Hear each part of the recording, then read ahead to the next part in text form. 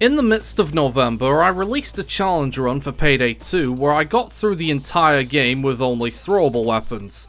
Though the video file was completed back in May and the footage dated back further than that. In that challenge, I banned the usage of Snowballs due to feeling that it had cheapened the experience. Well, I figured that I'd rectify that situation this time around by making them the forefront of this challenge, as today I answer the question: can you beat Payday 2 with only Snowballs? The Snowball throwable is only available around the holiday season, as you'd expect. There are 6 of them in your inventory at any one time, and they are the only naturally regenerating throwable outside of perk deck specific tools like the Sicario Smoke Bomb. You would think that a weapon like this would class as a clear joke weapon, and in a way it is. But one look at the stats from the wiki paints the true picture. They deal interesting amounts of damage, tend to ignore body armor completely, and can go through shields.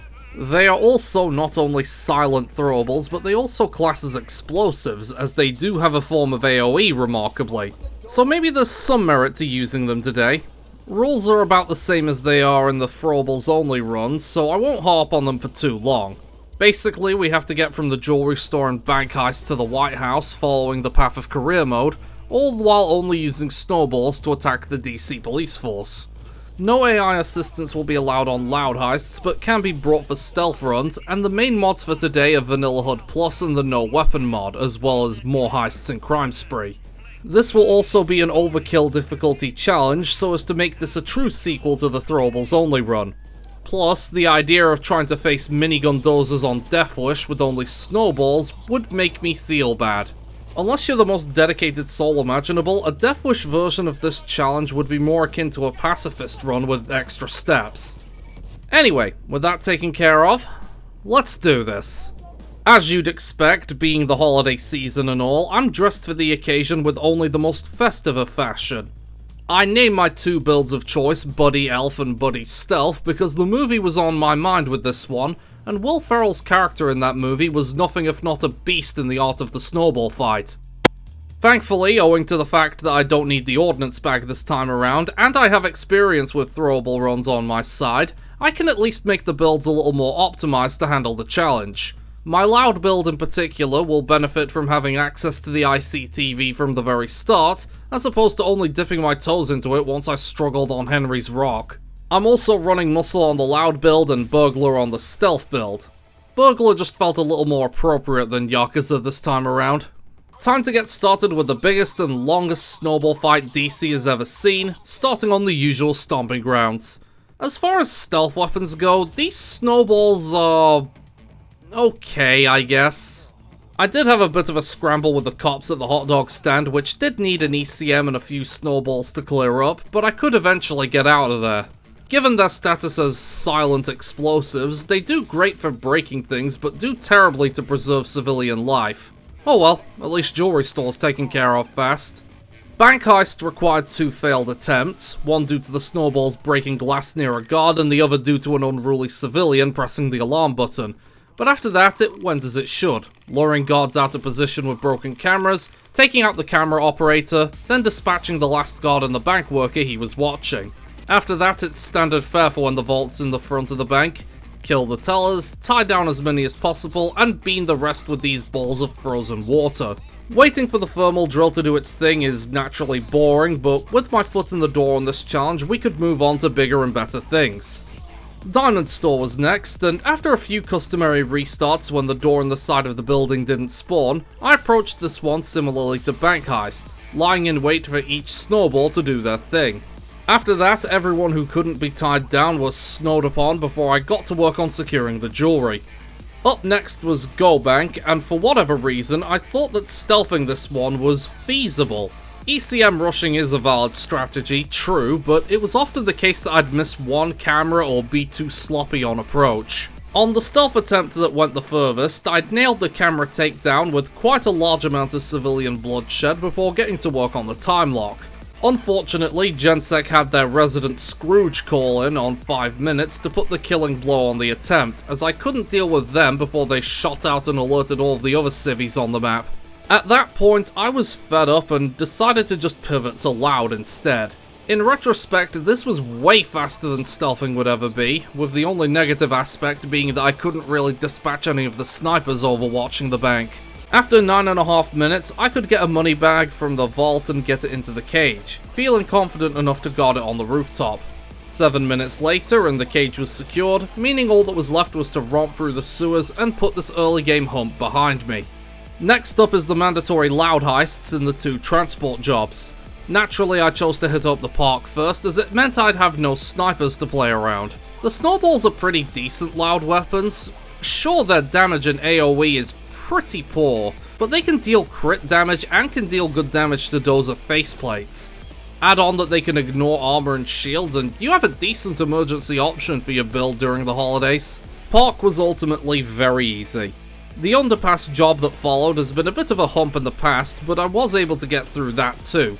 Even one of my jokers was getting into the festive mood. With 5 bags of jewelry to move, this was ultimately a simple endeavor, but this moves us on to the major stealth caper. Train heist.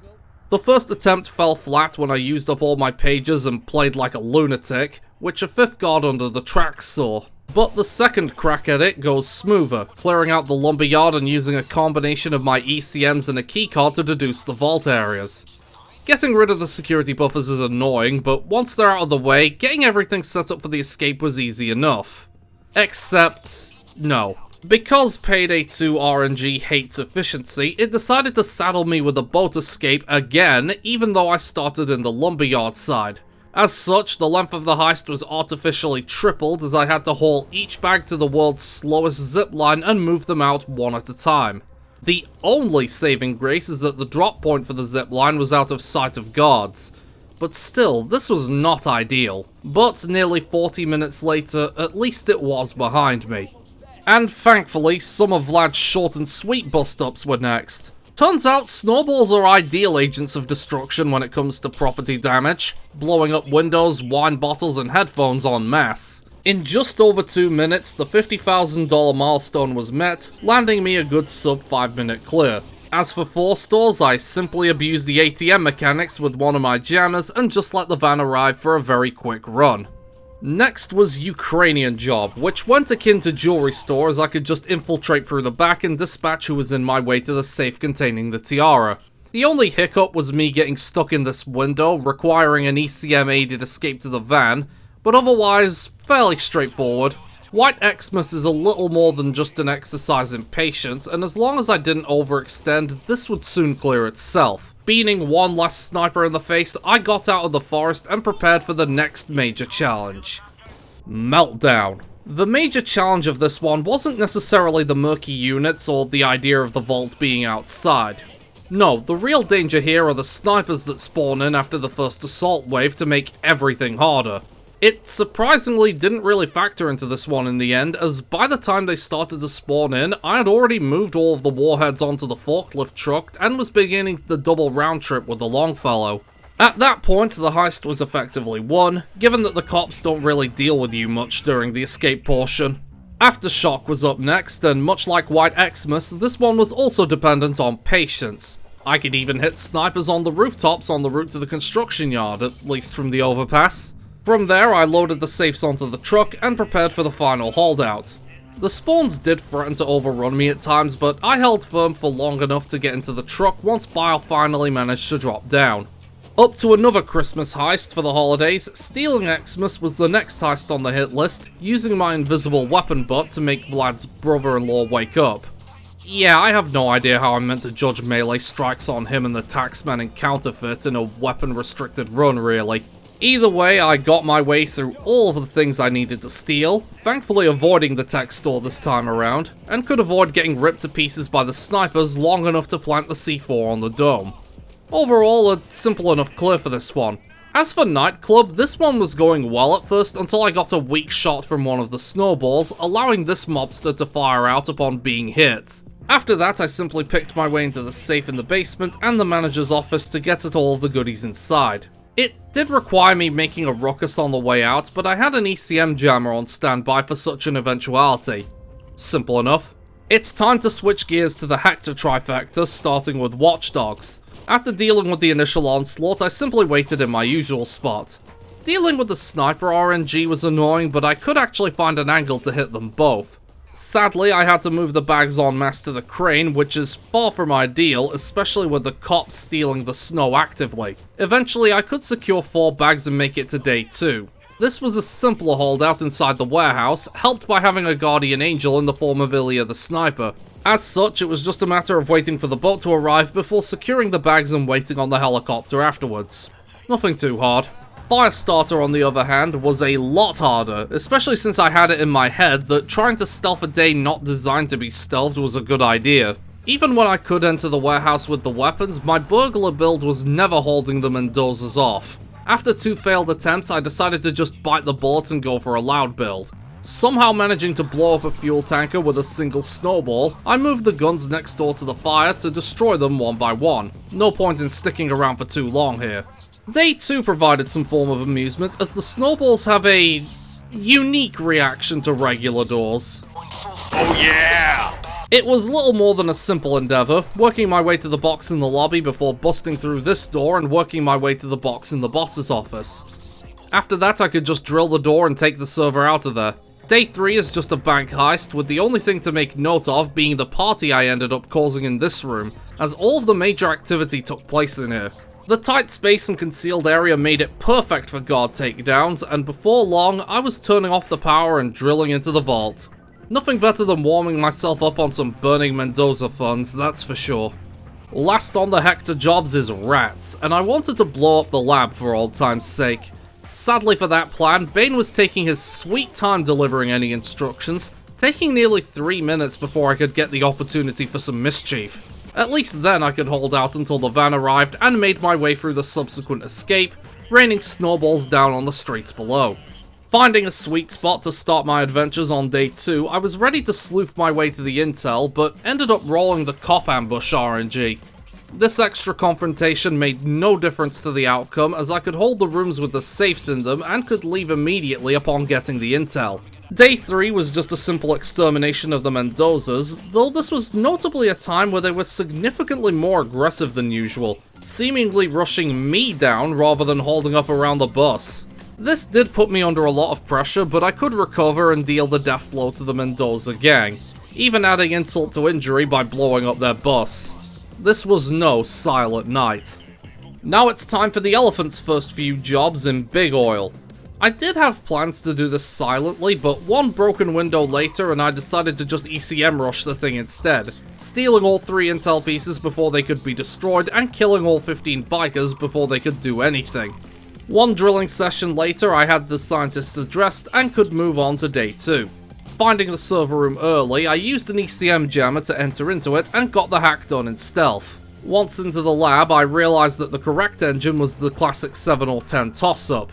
Worse yet, I triggered the alarm early and this was my stealth build, meaning I had no health regen in my build whatsoever and only flimsy jokers and 1 ECM's feedback to defend myself with. In a small manner of mercy, engine 7 was the correct one and it was the first one I put in, meaning I could make a desperate run for the plane and escape immediately using the keys from day 1. Tense, but ultimately doable.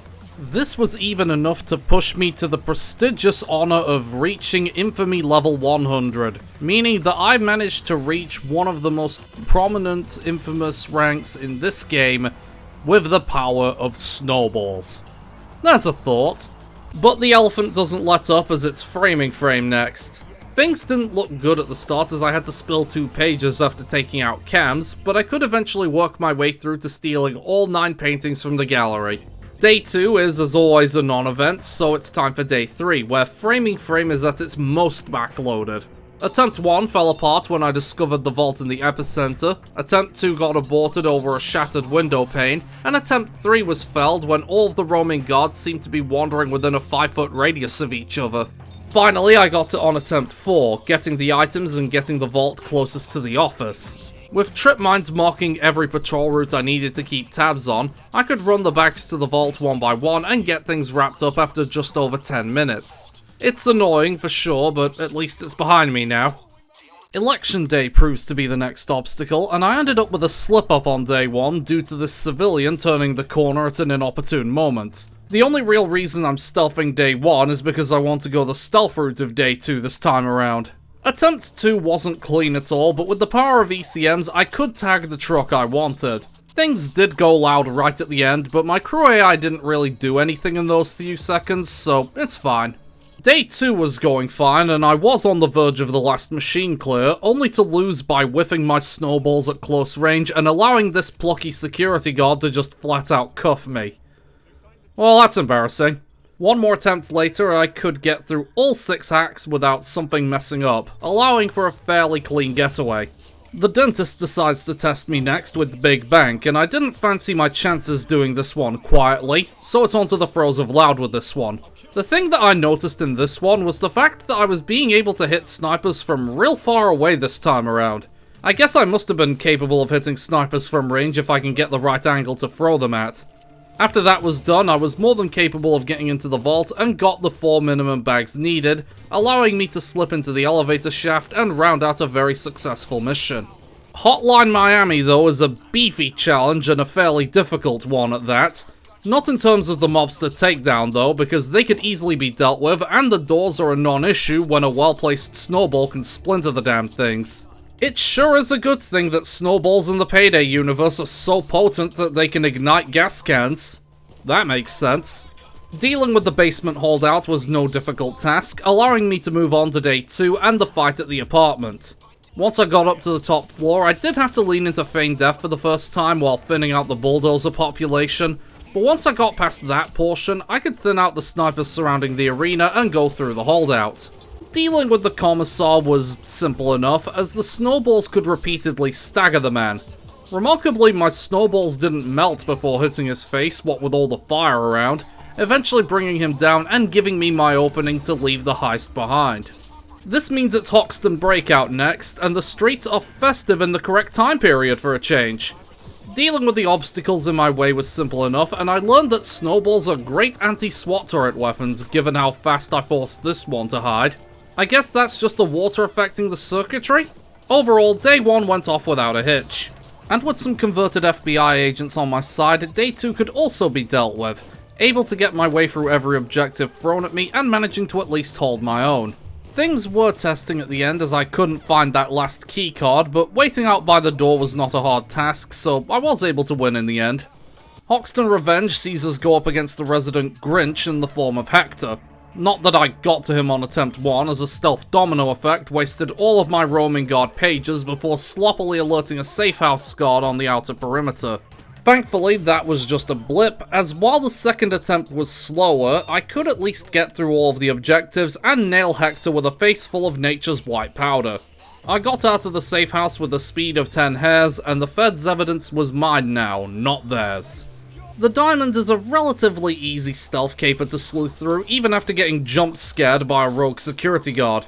I got through the power boxes and got rid of cameras at one point, though by the time I breached the diamond exhibit, I'd burned all of my pages. Not that it really mattered all that much, as I eventually got inside and got an easy enough path to follow, letting me secure the diamond in the bagman window. I made a ruckus on the way out, just because I could really. Golden Grin Casino started off in interesting fashion, as I interacted with a slot machine once and got rewarded with a winning ticket. Of course, my luck in this attempt had peaked right then and there, as 6 minutes later, a guard walked into my path on the way to reception and broke my stealth run. Next try, I take things slower, systematically clearing out the roaming guards that can enter the back area and successfully getting the keycard from the guest. After that, getting into the vault and grabbing the dentist's loot was easy.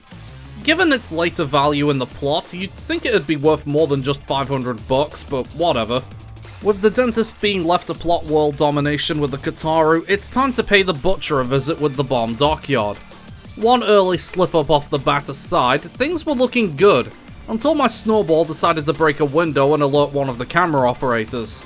Thankfully, the window in question was one no one really had a line of sight on, so I could clean things up soon enough. After dealing with that nonsense, I could get the information through to the Moretta and go do something else in the time it takes for the boat to get to the dock. From there, getting the bomb parts to the boat was easy enough. What wasn't easy was what was to come, which was Scarface Mansion. The way it's structured makes it a hard one to stealth at the best of times, least of all when the guards tend to shoot on sight. But that's not even the biggest problem that faces me on this one. When I first got to the man in question, I didn't kill him in a single hit, and he got a shot off to end the attempt. At first I thought, okay, fair enough, I probably missed the one-shot window. But when I got to him again, it became clear that fully stealthing Scarface Mansion with only Snowballs was not going to work. Why? Well, I don't know if this is spaghetti code or if Ernesto just eats snowballs for breakfast, but his 1500 health pool even in stealth meant that the snowballs lacked the damage threshold to kill Sosa instantly. Which is odd, as I think any gun in the game can one-shot him in stealth. With that plan scuppered, it was time to pivot to loud. It took a lot longer, but with me making short work of the turret and eventually whittling down the man for real, I could eventually get to the extraction point with 6 more bags of snow to finally put this heist behind me on the 10th bite of the cherry. 20 levels of crime spree are needed now, and naturally I chose to buy the spree at said rank before cranking out a simple heist. In this case, interception. Of course it's supposed to be straightforward, but the swarms of cops proved too much on the first go-around. Next try, I waited until I actually got some converts at my back before making the push to the biker boss. Might as well, I am going to fight her later after all. Against her, the snowballs only seem to do around 280 damage a pop, with crits bringing it up to around the 550 mark. To put it bluntly, that's horrendous. But it eventually got results. Once she was down, I could pick my way back to the helicopter, distracted by me trying to use snowballs to flip the FBI trucks before cutting my losses and making it out of there. Counterfeit is the next obstacle on our festive romp to the White House, and for the most part, there wasn't really a whole lot to discuss about it, being able to make it through all objectives until I blew open the safe and got at the printing plates. A bit tricky on the escape, but nothing too straining in the end. First World Bank, for the most part, was also fairly straightforward, making my way through to the vault area and systematically cleaning out all opposition. Problem was, when I was making my way up to the escape point, I got caught by a 5th guard, meaning I had to slowly but surely spend my 2 ECMs as the insider slowly walked to the exit point. As such, when she opened the door, I absolutely booked it through the offices to the garage. The alarm did go off at that point, but the heist was effectively done and no opposition reached me in time, so I'm willing to deem this acceptable. It was absolutely not clean though, I will say that. Murky Station is Jimmy's first of 2 jobs, and with me quickly getting my hands on the equipment I needed, I could get my hands on the EMP bomb parts and make my way to the boat, securing a sub 4 minute clear with not a single piece of bloodshed. If that wasn't a stealth performance worthy of Santa Claus, I don't know what is. But with the clearing of Murky Station comes the direct sequel, which is Boiling Point. At least I have a pretty unlimited supply of snowballs out here, but with the high power of these Russian mercs, this would not be an easy clear regardless. Getting through to the factory itself was fraught with danger, and being inside didn't exactly make things easier. Plus, while I could knock the shielding off the turret in one shot, I discovered that dealing with the turret itself was a slow and arduous task using just snowballs. When it became apparent that I couldn't just whittle it down in time, I decided to just grab the master server and walk past it instead. I couldn't really hit any of the snipers on the way out, but it didn't really matter all that much as I could just walk to the plane and leave. After that, you just know I had to do Santa's workshop next. It just makes sense to fight bikers and cops in this winter wonderland as I watch these homeless people walking endlessly in one place together. I don't know why the cops are so much more aggressive in this heist, but that's just how it is here. It was aggravating at times, but eventually I ended up getting 4 presents down the chimney, with me taking a 5th one for myself on the way out. Car shop is... well, car shop. Apart from a scramble inside the boardroom, this was about as straightforward as it could possibly be, racing my ground-based sleigh through the tunnels of DC until I got it to the containers. It's just as well I had that reprieve, because naturally it's the biker heist up next on the docket. Thankfully, being overkill difficulty, RNG that would make biker heist borderline impossible isn't as damning this time around. I was sent for the seat first after getting Mike some cola, which I just about got done before snipers started to spawn in. Then I was given the chrome skull to fetch, which provided me some respite inside a tiny room as I could hold out with relative ease. I took out as many of the snipers watching me as I could after the bike was done, before hopping on board Rust's Pride and Joy and rode off into the sunset. Back on board the Polar Express, I took things slowly like before as I fought to gain myself a Joker, once again needing feigned death to keep me steady. To give you an idea on exactly why this is so difficult despite only being overkill difficulty, it's simple. While the Snowball has a few advantages over other throwables, there is one glaring fault. They seemingly can't deal headshot damage, meaning that they also cannot proc Bullseye's armor regen skill upon hitting someone in the head with them. As such, this is more of a hit and run strategy as opposed to going in snowballs blazing.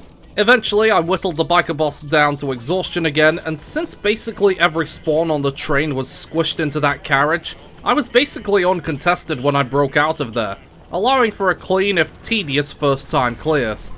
Now it's Panic Room I have to trek through, and you know just what this is leading up to. After having a fairly embarrassing looking fight with Chavez involving me hiding behind his couch and taking pot shots at him, I could work through the saws and eventually make my way to the roof to start thinning out the snipers. Given how crowded the roof got at times, it wasn't a smooth ride throughout, but my basically infinite supply of snowballs meant that I could eventually nail each and every one. Better yet, thanks to me somewhat timing things perfectly, by the time Bile returned to extract the Panic Room, the assault was basically over, meaning we could just move on to defending the roof one last time. You'd think this would be simple enough, but given that I have low singular damage and that I can't fire more than 6 times at any one point, I had to slog my way through an entire assault wave before Blood God Bile decided that he was ready to extract the goods. Thankfully after that, I could just race down to the basement and escape. It's now time to go to Brooklyn 1010, a revenge run in the making for the crap it put me through with the Ace of Spades. And I'm glad to say that it was significantly easier, to the point that it was a first time clear. In fact, the biggest challenge was trying to survive in these hectic situations while waiting on my snowballs to regenerate. Repeating the process in the second building was more or less doable, though dealing with the sheer number of cops trying to stop me with no armor regeneration was rough to say the least. Once I was onto the streets and dealing with the last holdout, I was able to keep things going until I could make my escape. Although, for some reason, the game figured that my most frequented weapon for this mission was a sentry gun. Odd. The yacht heist provides another good stealthing opportunity, with me deciding to sweep the locations on the yacht from top to bottom. In the process of finding the lifeboat money bundles, I almost caused a stealth domino effect with these 2 civvies and these 2 guards, rashly using my ECM jammer and my last 2 pages in the process. But mercifully, I was able to clean up afterwards, securing the last of the money bundles and enforcing the override on the panels to steal McKendrick's server. Undercover is the next to go, requiring me to be able to keep things moving and throwing snowballs in enclosed spaces, using the last of my mandatory melee hits with my weapon butt. From there though, I could very easily hold both doorways into the room and work through the hacks one at a time. Not a very hard one in the end. I know that Slaughterhouse can be a pretty difficult one if I got complacent, but compared to how I'd usually approach it on Death Wish, I had less gold to move and the cops hit just that little less harder. As such, I could move all 6 gold bags out at once. Of course, the lower difficulty didn't guarantee an avoiding of all roadblocks, such as the SWAT turret that decided to show up. Again, I can take the shielding of the thing down easily enough, but the actual turret itself required a lot of work to whittle down. Even when I could brute force the bags towards the containers, I was put under an absolutely inhumane amount of pressure from the police, forcing me to chew through my resources just to stay afloat. By the time I could start the final third of the heist, I was down to 4 first aid kits, and I only had 1 by the time I finally brought the SWAT turret down, which I quickly had to use up under the pressure of the snipers. Holding out in the construction yard with few safety nets to catch me was tense, but I could clutch out with some insane cross-map snowballs on the overwatching snipers until the escape opened up. Weirdly enough, nobody seemed to show up to stop me on the escape route, so that was a little weird, but after the pressure I was under to get here, I'm not complaining at all. Locke's introduction to the storyline signals that the end of the challenge is beginning to approach with Beneath the Mountain. Having to go against another boss fight in the form of the ceiling turret was not ideal, as it and the combined Murky teams forced me all the way back outside, with everything having taken a large bite out of my resources by the time it was finally destroyed. At least after that, things became a lot easier, looting 2 vaults for their goods before making my way to the top of the mountain with Locke. I was rolled into sniper RNG up there, but all of them except for one could be reliably hit by the Snowballs. This meant that I just had to play around him while destroying the remaining satellite dishes and refueling the helicopter, which was tense but doable in the end. Birth of Sky starts off with a fun snowball romp through a packed plane before skydiving to the streets below, making an immediate start on putting together the broken pallet. Thanks to me abusing second wind, I could jump up to one of the pallets without having to use a ladder, and I could carry it with me through the sewer escape portion of the heist. This escape was more front-loaded than anything else, as aside from the dozers at the start, everything else could just be rushed past. To my surprise, the ladder could be deposited into the boat for my escape route, but I couldn't bring the thing back out. Oh well. Also, my favorite weapon was a sentry gun again for some reason. I have absolutely no clue what causes this. If anybody has any suggestions on what that might be about, please let me know. I'm definitely curious. Heat Street is handled the way it should usually be, by taking the first turn as slowly as possible before belting it down the remaining New York streets. Unsurprisingly, Roscoe was being stingy again and needed 4 gas cans to smoke him out of his van, but escorting him after the fact was simple enough, even being able to hit the faraway snipers watching us. When I got up to the top of the overpass, I didn't need much of a fight at all before Bile got into position to haul us to safety.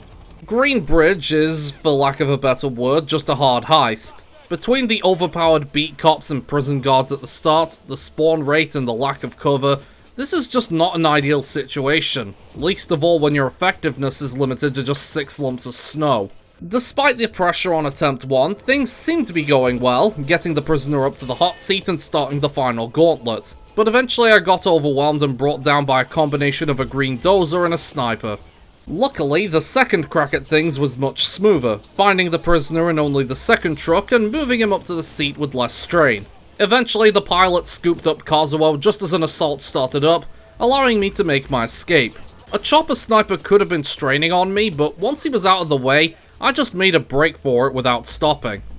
Back to another form of fitting environment, Alaskan Deal provides another test of our holdout capabilities.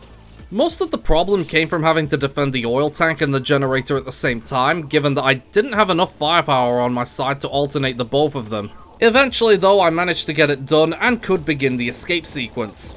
It did take a while, mainly because the cops seemed to swarm the boat faster than I could get rid of them, but the game decided to end things just before the 11-minute mark, because clearly it was getting just about as fed up with things as I was. This moves me on to the diamond heist, where I fumbled things up early on when alerting this pair in front of a camera. After that though, things were able to move smoothly, taking out the cams and dealing with the objectives, all while beaning Ralph in the chest with a snowball. In an interesting twist, I discovered that the vault had the door for the red diamond, which is interesting as I thought that this door didn't spawn on overkill difficulty. In any case, I worked on moving the loot and just about saved a massive stealth domino effect from turning nasty before tidying everything away and working on finishing things up. And yes, I made sure to secure the blood diamond after all was said and done. I couldn't just not take it after all. This moves us on to Reservoir Dogs, and the day at the warehouse is not exactly a hard one. Sure, I had to saw through every single storage unit before I could get the diamonds, but other than that, I wasn't too threatened by anything going on. It's when I get to the diamond store day where things get dicey. Even on overkill difficulty, the fact that I have to fend off the starting ambush filled with multiple bulldozers by myself is not cool, and I needed feign death twice early on to help keep things moving. Once I did get some backup at my side though, things started to become a little bit easier. Moving things through the heist was not the easiest task, especially since I was taking things differently owing to how difficult things were on the Jason Voorhees run. Eventually I was able to secure the diamonds in Mr. Blonde's car before disabling the SWAT turret and the overwatching sniper, at which point my escape was assured. After the fact I was able to gain another rank of infamy, so I guess that's another thing achieved through the power of snow. Locke sends us to an appropriate first playground in Brooklyn Bank, and after dealing with the world's least trigger-happy security guards, I got myself situated into the heist. It helps that I had the drill as my breaching tool for this one, and the entryways close to the drill made for prime snowball hotspots. Once it was done, I simply got at the medallion and booked it for the van, never looking back. We're then tasked with the final holiday-looking heist in the form of break-in feds, and boy howdy, this one is rough. Even on this difficulty, there's so many guards and so little space to maneuver that it's borderline impossible to clear it as a pacifist, or to kill guards without something going wrong. One attempt even got so egregious with how bad it was going that I ended up getting the nothing out of the ordinary side job completed by answering 4 pages within 90 seconds. After 4 failed attempts, I got a breakneck speed start to get into the second half of the heist, before using my trip mines to lock down the side of the building where Garrett's office was, keeping as many people marked as possible. This worked like a charm, getting the code on the first attempt and swiping the box from the safe. Having to kill one last guard on the way out due to being pincered, all that was left was to head to the basement and securing the coffer to move on to the home straight. It was now time for Henry's Rock, one that was so tough in the Throwables only run that it forced me to utilize the power of the ICTV in the first place. This time though, I was equipped to deal with it from the start, so it was time to get through the first holdout and begin the revenge run against this heist. The first stop was in the weapons lab, which wasn't ideal, but I could get the first charge started off an assault, giving me a decent head start. Things weren't as smooth for the second blast, but at least I could force my way through and get at the first of the 2 boxes. The next one was in the archaeology lab, which is probably the easiest of the 4 objectives you could be given in here. Taking out some snipers on the way, it was now time to begin the holdout with the turret hacks. Having to fiercely hold down one side before darting across to start hacking the second turret, this was a tense fight, but one I came out on top of, allowing me to light the flare for bile and move the boxes onto the helipad. This heist was undoubtedly tough, but with it down, there was really only one hard loud heist left. Before that though, I have to deal with Shacklethorne Auction. This one was not too hard at first, disabling the cams before clearing out the vault area to prevent a headache on my end. Dealing with the auctioneer was tricky, given that I needed to be in the closet on the ground floor, but I eventually picked myself out of there and got into the office. One hack later and I was into the vault and extracting the tablet. I then made a ruckus on the way out, but couldn't find the damn ladder for the life of me, so I decided to just slip out of the front between the metal detectors instead. This now brings us to Hell's Island, where my snowball combat will really be put to the test. And it's safe to say that while I can get through the first part more or less just fine, it becomes an issue when heading deeper in, particularly around the drill objective, which sees me get overrun easily without backup at my side. On the 3rd attempt, I got up to the roof to meet with Bane and Locke, but because I was going so slowly on the part where I needed to pick up kills to move them along, I timed out during the final portion of the heist despite having completed all objectives. Clearly, if I wanted to get through this, I needed to be as aggressive as possible during that stage. Going at it again, I witnessed Locke carrying all of my reasons for picking up Payday 3 like a real trooper before I got ready to fight.